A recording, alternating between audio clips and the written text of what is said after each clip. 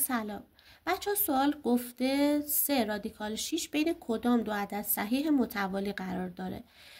3 رادیکال 6 3 در رادیکال 6 ضرب شده. اگر ما مثل حالت‌هایی که مثلا به ما میگفت 3 به علاوه رادیکال 6 3 منهای رادیکال 6 بخوایم حل کنیم این شکلی میشه.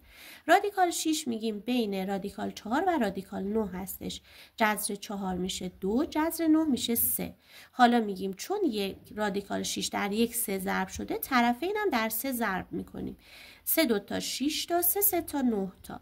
اما ببینید بچه‌ها سوال گفته بین کدام دو عدد صحیح متوالی، اما 6 و 9 دو عدد متوالی نیستن. پس بدونین اگر به شما بین عدد و رادیکال به جای جمع و تفریق ضرب بود نمیتونین از این راه برین.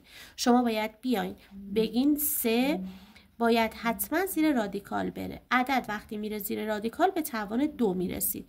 3 به توان 2 9. رادیکال 9 ضرب در رادیکال 6 جواب میشه رادیکال 54. حالا میگیم به 54 بین کدام دو تا عدد هستش که جذر کامل داشته باشه؟ بین رادیکال 49 و رادیکال 64. جذر 49 میشه 7، جذر 64 میشه 8. پس بین دو عدد متوالی 7 و 8 قرار داره.